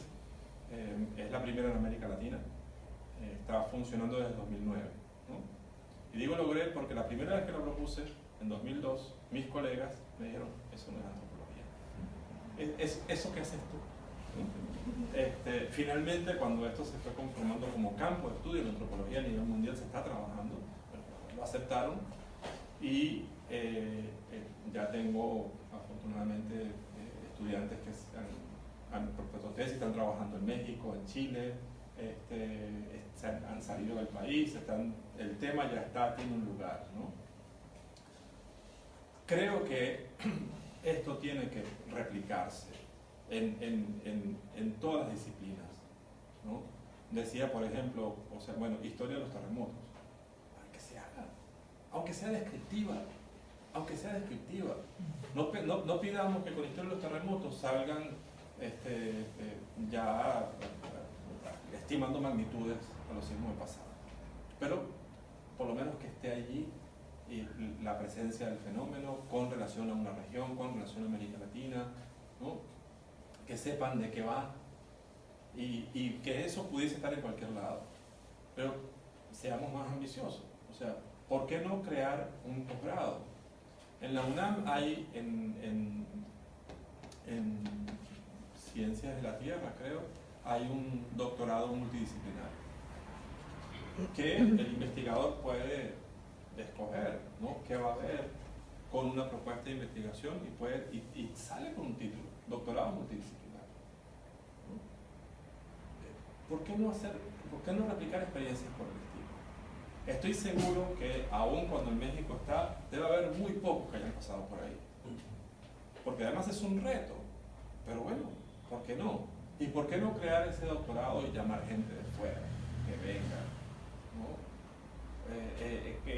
Que además esto entre en diálogo, hoy por hoy los convenios entre universidades, o sea, salen así, o sea, que se firme entre una universidad aquí y otra de España, por ejemplo, y ya tenemos a Europa enlazado, es una cotutela, ¿no? Un título compartido, una doble titulación, o bien pensar en cómo generar seminarios multidisciplinarios con un producto final, ¿no? Es decir, bueno, pensemos en, quizá el niño es uno de los fenómenos que tiene más atención, pensemos en uno que tenga menos atención y que sean menos lagunas de obturación, ¿no? en los Andes, y bueno, que esto pueda, vamos a traer historiadores, vamos a traer sociólogos, vamos a traer geomorfólogos, vamos a traer gente que esté, geólogos, ¿sí? Que esté vinculado, urbanistas, etc. Y vamos a hacer un seminario multidisciplinar con un caso, Huaraz, ¿sí? Entonces, esto va a producir una cantidad de información transversal, ¿sí? Y que además de generar conocimiento, el conocimiento es muy sabroso, es lo que más nos alimenta, pero que genere herramientas, que se alcance esto, que dentro de toda esta gente que está trabajando ahí haya un técnico, ¿sí? Que también pueda producir algo que vaya luego al Ministerio de Educación o que vaya luego a Protección Civil, ¿no? Yo creo que en el sentido de esa reflexión estamos en conjunto, ¿no? Vamos por ahí. Sí, una cosa pequeñita. En relación a lo que usted le hacía alusión sobre propuestas en una universidad peruana hace 10 años, se decidió incluir la perspectiva medioambiental en el pasado. Entonces, el objetivo era historizar la naturaleza. Es decir, cuánto podemos identificar los eventos principales meteorológicos, oceanográficos, primero para que haya información de la naturaleza. Entonces, en este curso que se concibió, la primera parte era naturaleza y medio ambiente. Entonces, teníamos 3 semanas en las cuales nos dedicábamos a ver fenómenos en el pasado y generar interés en el alumno, porque además se podía complementar con fotos. Entonces se veía, por ejemplo, los efectos en un gravísimo terremoto que tuvimos allá en 1868, que generó mucha respuesta, evidentemente en el Perú, pero una gran respuesta en Chile también. Entonces es interesante ver cómo la ciencia, haciendo caso omiso de la frontera, el propio rector de la Universidad de Chile, Domeyko, elabora un informe muy completo sobre el modo como se había comportado el mar, ¿no? A lo largo de el sur del Perú, Bolivia y Chile.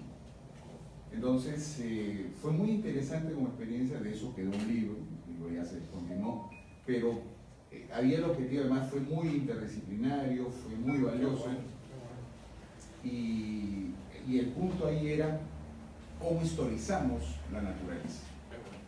Eso era el objetivo. No, extraordinario. Un punto con 1868, siempre digo, que generó CEICHE en Venezuela. CEICHE es el movimiento de aguas confinadas, ¿no? Y lo generó vamos a ponerlo aquí, en el Orinoco, ¿sí? En el lago de Valencia, y creo, si mal no recuerdo, también hay un testimonio del lago de Maracaibo. Así se sintió en 1868 allá. Nosotros lo hicimos más profundo.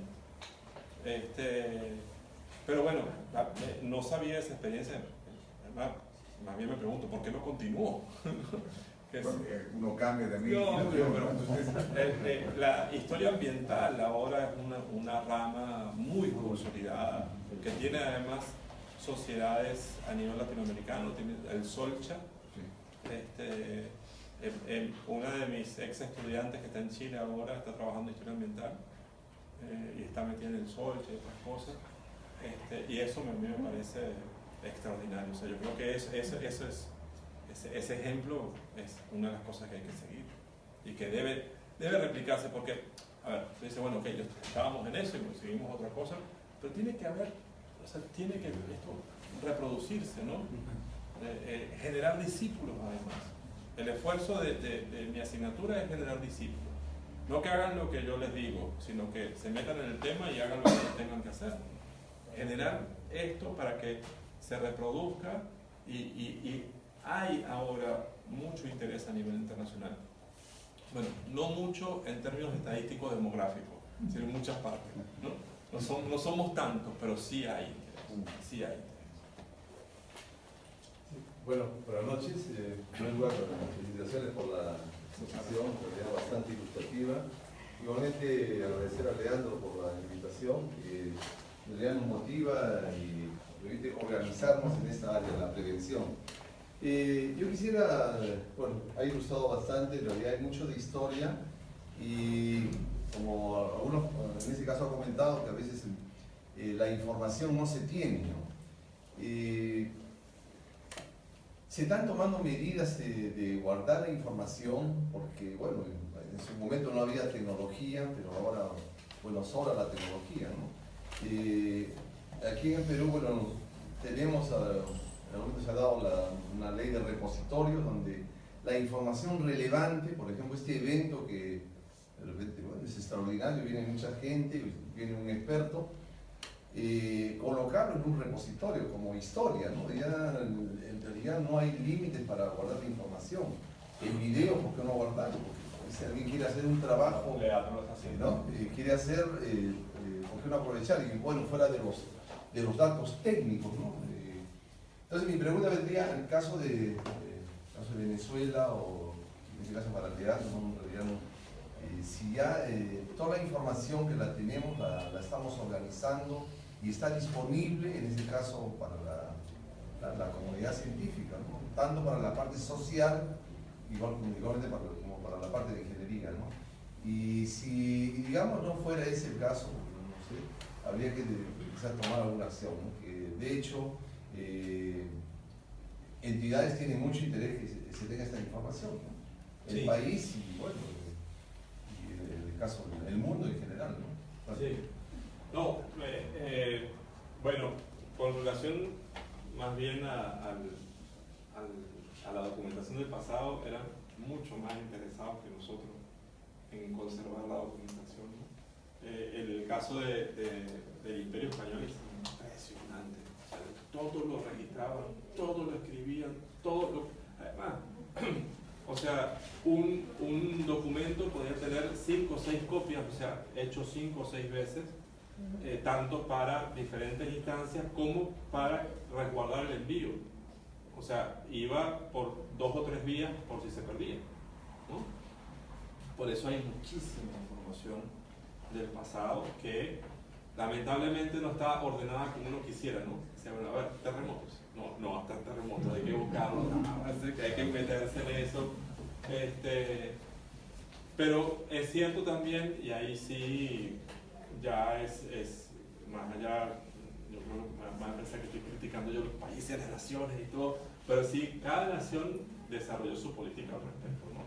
Yo puedo decir que en el caso de Venezuela, dependiendo del momento histórico, ha habido éxitos o rotundos fracasos o más bien crímenes, ¿no? O sea, yo puedo decirle que en algún momento de la historia archivos locales y regionales fueron quemados, o sea, los documentos tirados a la calle y quemados porque estos espacios hay que usarlos de otra, ¿no? Ahora, de este contexto puedo hablar con mayor propiedad y no, yo sé que todos ustedes están hasta aquí de Venezuela y todo lo que han escuchado, pero realmente es grave lo que se ha hecho con los archivos nacionales, ¿no?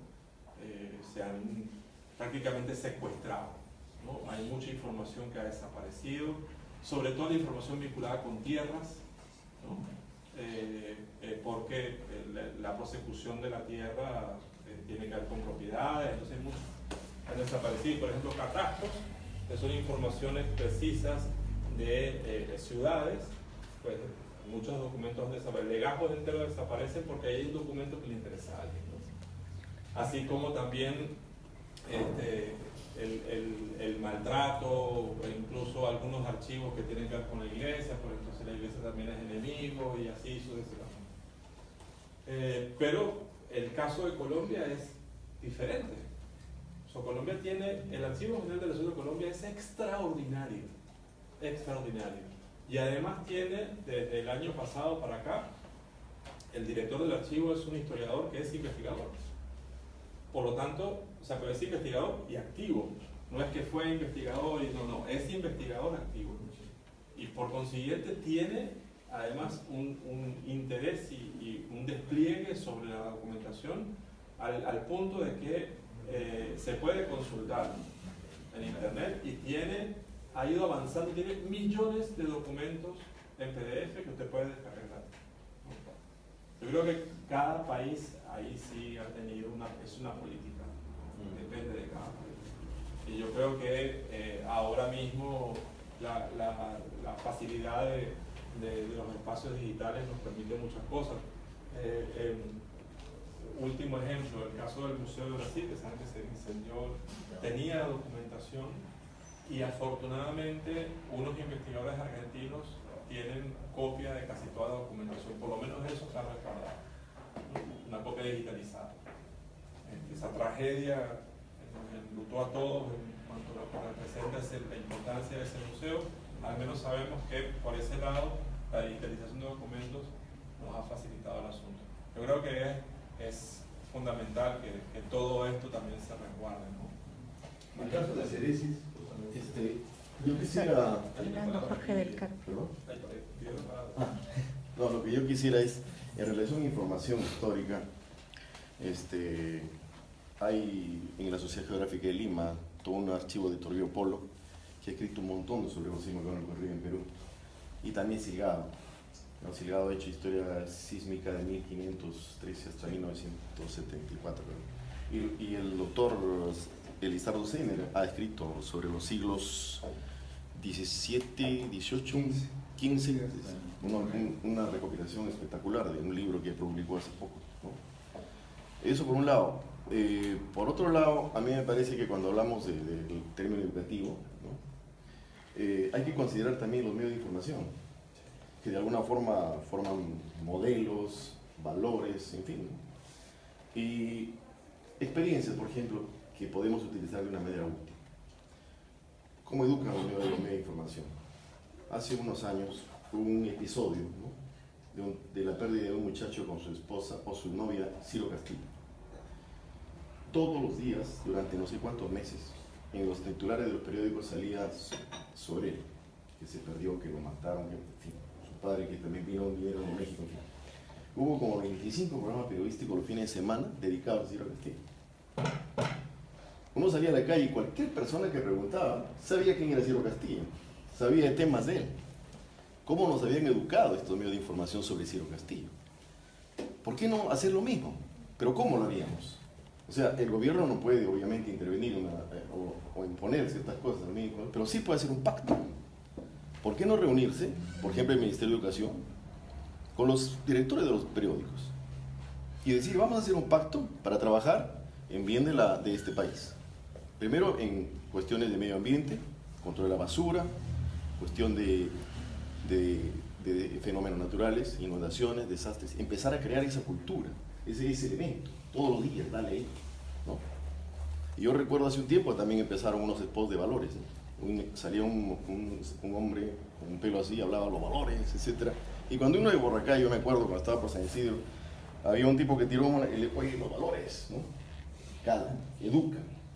De repente pensar en eso, acá hay gente del Ministerio de Educación, ¿por qué no conversar con los periódicos para hacer una cruzada en formar ese tipo de cosas? ¿Por qué no? Si hemos tenido esos resultados, cómo nos han educado nosotros todos en ese problema, podemos hacer lo mismo con otras cosas. Seamos un poco creativos, ¿sí? Sí. Creo que nosotros hacer secuestrar el entorno de Grecia y se dice. Quiero hacer un comentario muy breve en el sentido de que, si bien nosotros tenemos ahora olvido de memoria, los antepasados eran todo lo contrario. Porque en Ancash, en nuestra tierra, tenemos un mito muy interesante que recogió Antunes Mayolo sobre la creación del mundo, en la versión ancashina, y ahí dice bien claro, ¿no? Al comienzo no había nada, era una pampa el que pasa. Un primer Pachacuti, un gran terremoto levantó las cordilleras. Pasa el tiempo, un periodo de orden, luego del caos. Caos y orden está en nuestra cultura. Y los datos son caos, ¿no? Tiempo de orden, viene otro Pachacuti, otro tiempo de caos, aluviones. Un gran huaico que inundó todo el callejón de Bailes y hizo ir a los Guaires, etc. Pero ahí en el mito fundacional del pueblo ancashino está terremotos y aluviones. Y nuestros antepasados tenían un criterio pues muy informal, porque hacían lo que estaba viendo acá en la Católica, ¿no? Las chiques. Construían edificios antisísmicos. Vivían no en las pendientes o en las torrenteras.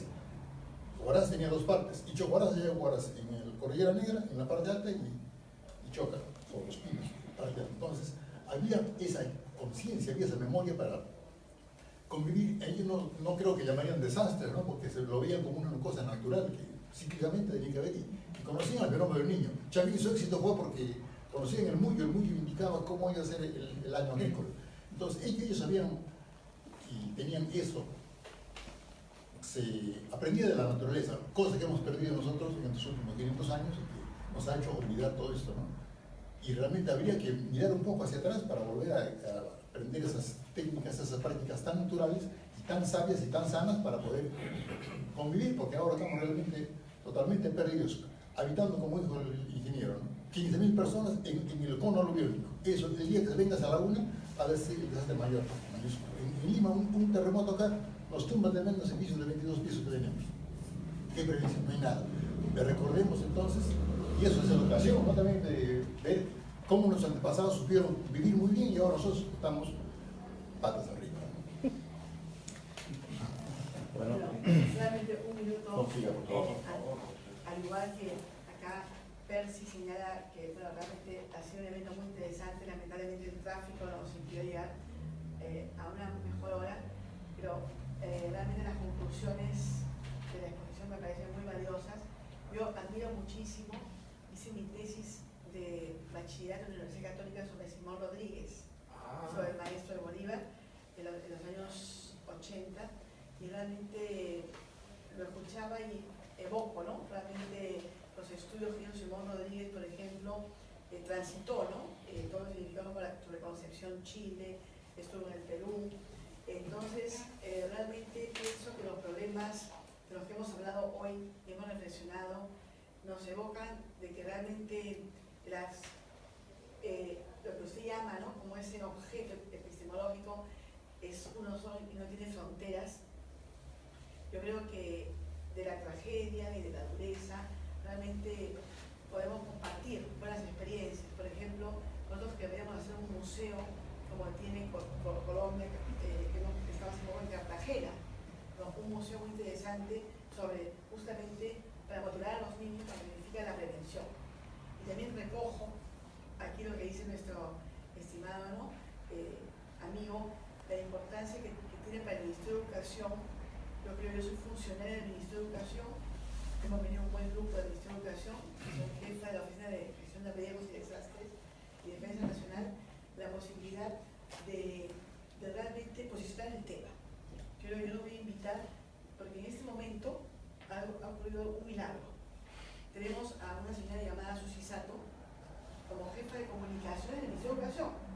La primera vez que conozco a una funcionaria con apertura, yo creo que voy a incentivar una entrevista con usted para que realmente puedan compartir y realmente lo que usted señala, realmente de qué manera motivamos a nuestros niños y jóvenes a esa conciencia, pero yo creo que realmente la evidencia de la naturaleza, la evidencia de lo que está ocurriendo. El fin de semana hemos tenido, tenemos el tema de los incendios, que por ejemplo hemos seguido como dirección y realmente el Ministerio de Educación, en fin, tantos temas, pero estamos en un momento, yo creo que en que podemos unir esfuerzos y bueno, y qué mejor también que con los hermanos latinoamericanos. No, muy bien, muchas gracias. Sí. Perdón. Fíjate, Simón Rodríguez estaba en Concepción en 1935, ¿no? Y junto a dos personas más le encargan un informe del terremoto. Desde luego también se supone que este informe y lo que se comentó ahí es lo que el Beagle y Darwin y el capitán del Beagle, escriben luego sobre el terremoto, porque son exactamente los mismos datos, ¿no? Pero muy interesante el informe de Simón Rodríguez y estos dos personajes, porque es un estudio de microsonificación que se hace en el 1835, lo que en el finales del siglo XX viene a descubrir la geofísica, lo hicieron estos, o sea, explicando el tipo de construcción, tipo de sitio, lo que pasó en cada lugar y tal, y recomendando lo que debía hacerse posteriormente, ¿no? Y bueno, pero bueno, sin duda que yo creo que es fundamental que el Ministerio de Educación aquí en cualquier país pueda involucrarse en esto, ¿no? Además, ¿no? El futuro lo demandará, además, porque ya podemos decir cuántos en el pasado no lo hicieron, ¿no? No seamos nosotros los que no lo hagamos también, ¿no? ¿Alguna otra pregunta? ¿Algún otro comentario? Bueno, quiero agradecer la presencia de las instituciones como CENEPRED, del vicealmirante Vladimiro Giovannini, del Ministerio de Educación, la presencia aquí del representante de Caribe Cereces, el Consejo de Cereces, el ingeniero Daniel Fino, la presencia de INTEL, la presencia de la Universidad de Ingeniería, la presencia del doctor Cine de la Universidad Católica, de las empresas privadas, del ingeniero Benjamín Morales Fernández aquí, del doctor del Carpio, del COSITEC, el doctor José Delgado de RDG. Y me parece importante, conforme han llenado sus datos, vamos a hacer una lista para poder con este grupo empezar a discutir temas, ideas, propuestas, sobre todo, de repente saliendo de los paradigmas que nos encajonan en nuestras instituciones muchas veces, siendo creativos e innovadores. Y creo que de esa manera vamos a poder contribuir en el desarrollo de nuestro país, ya no tal vez para nosotros en muchos de estos casos, sino para los hijos y los nietos. Muchas gracias por su presencia y agradezco al doctor Andrés.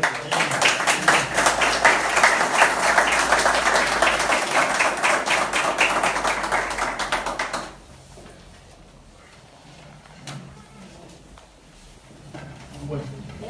Sí. Vamos a compartir. Un poquito para tomar un vasito de gaseosa, por favor. Doctor, sí. Ya, con maquillaciones. Un poco tarde, pero no conoce a Lisandro Cine. Mil disculpas por haber llegado tarde, pero por el día de clase, y dijimos, Diego, como el tráfico de Lima de todo, muchas gracias por venir, compadre. Gracias. quiero escuchar, entonces es un referente, es un tema muy grande en Venezuela. Además yo en un artículo, por cierto, este artículo sale un artículo que se llama y yo refiero dentro de los catálogos que se han hecho, Yo creo que ya finaliza. El objetivo fue